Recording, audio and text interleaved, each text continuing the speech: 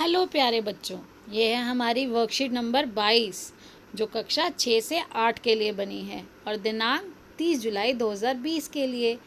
जी हाँ, देखिए हमें ये क्या दिखाई दे रहा है। हरा हरा क्या है ये? बिल्कुल, ये एक पेड़ है और पेड़ पर हमें अलग अलग चित्र बनाकर ये दिखाया गया है कि पेड़ों से हम पाते क्या।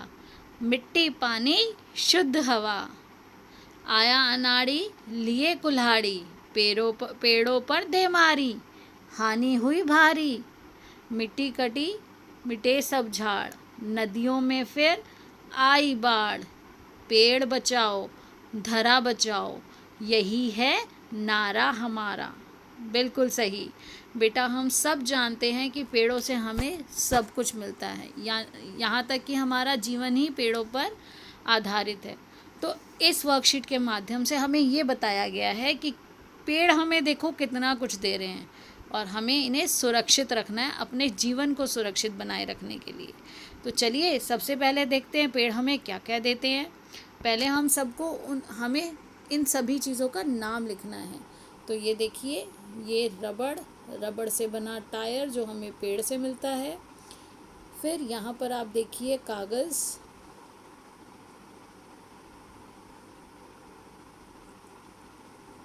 फूल,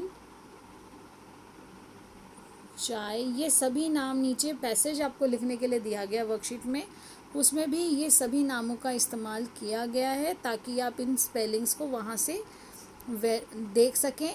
यहाँ पर इसलिए लिख रही हूँ कि आप उस पिक्चर को पहचान सकें और उसके लिए लिख सकें। तो अब यहाँ पर हम इसे सफ़ेद देखकर चीनी भी मान सकते हैं, जो गन्ने से चीनी बनती है।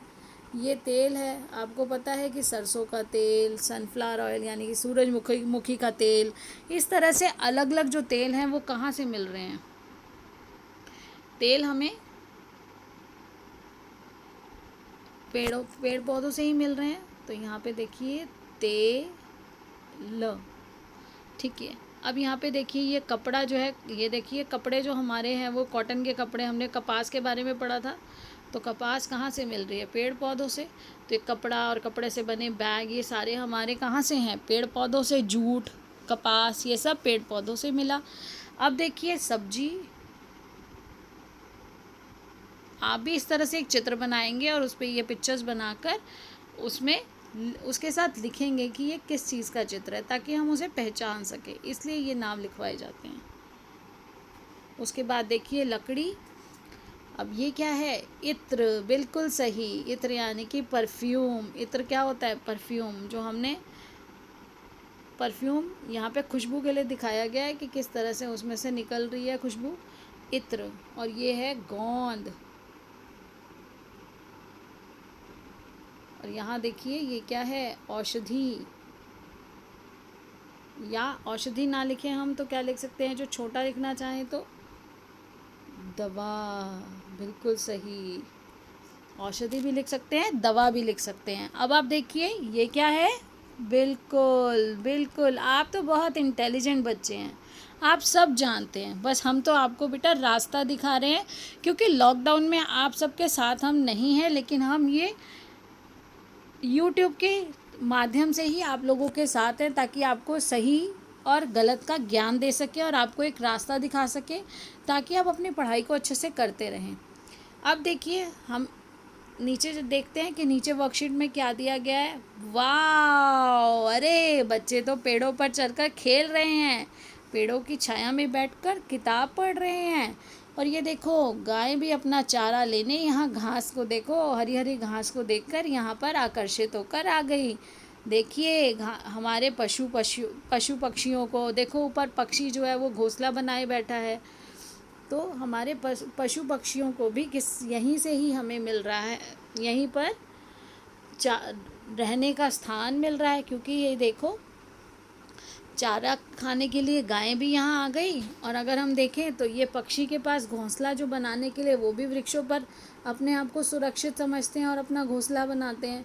तो ये देखिए ये रहा घोंसला, बिल्कुल सही। अब देखिए भारत विभिन्न प्रकार के वनों का देश है।